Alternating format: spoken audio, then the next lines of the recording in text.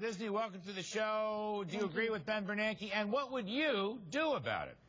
Well, I mean, I think that what Democrats are proposing is letting the tax cuts, the Bush tax cuts, stand for everybody but the top 2% of Americans. And if you do raise those taxes on the top 2% of earners, that's $250,000 and above, and along with a couple other fixes, including raising the rate on capital gains, closing the carried interest loophole, fixing the estate tax, some of these things, you come out to about $100 trillion in savings over the next 10 years. Abigail, do you think that, this is a question, serious question. You have a famous name, and we welcome you on this program. Do you think people making singles $200 grand a year, marrieds $250 grand a year, do you regard that as rich? Well, you know, what I regard as kind of irrelevant, because the fact of the matter is they represent the bottom of the top 2% of earners in this country.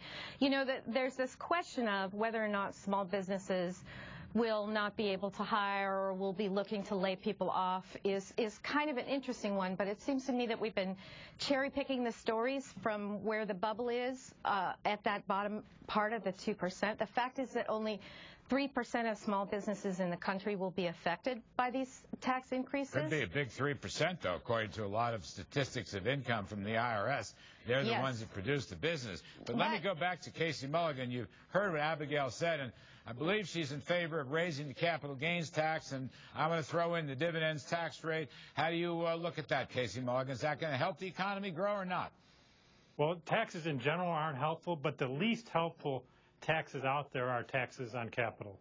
Those taxes on capital are really kind of a double taxation. People paid the tax when they earned the money before they invested, then you're taxing them again. What's going to happen is they'll move elsewhere, maybe move in the housing sector where these taxes don't apply so much.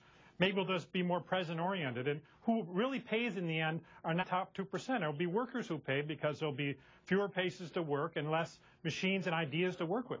What would you do, Casey? Just give me your quick, lickety-split solution to this whole story right now. Well, I'd love to see them cut spending back, but that's not going to happen. I think a more plausible scenario would be some kind of Medicare surcharge type of thing like Clinton did, like was in the Obamacare. That's a tax on labor. It's a tax on high-income labor. It would bring in a lot of revenue for the amount of damage that it does. All right, so you're willing to take a higher income tax in order to keep the capital gains tax and the dividends tax low.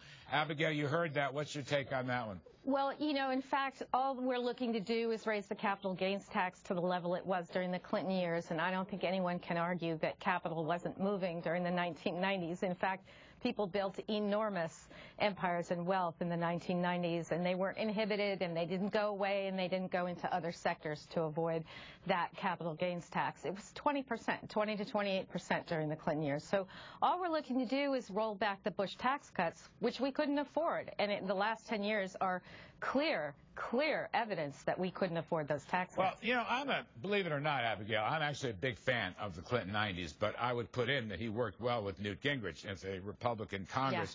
Yeah. But I want to add one point.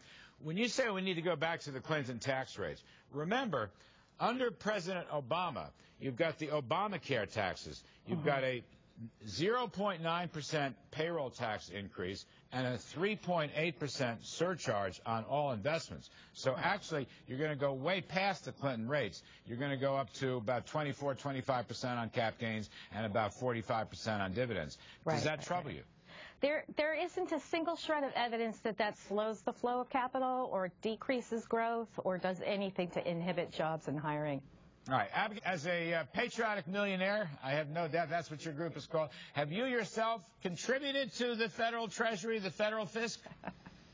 You know, this isn't a question of what's optional. This is a question of what's our duty, and that's why we call ourselves Patriotic Millionaires. I sat back and watched my country grow a gigantic deficit while I, as one of the top earners in the country, accumulated and accumulated money that was basically handed to me by a set of tax decreases that I had not really asked for.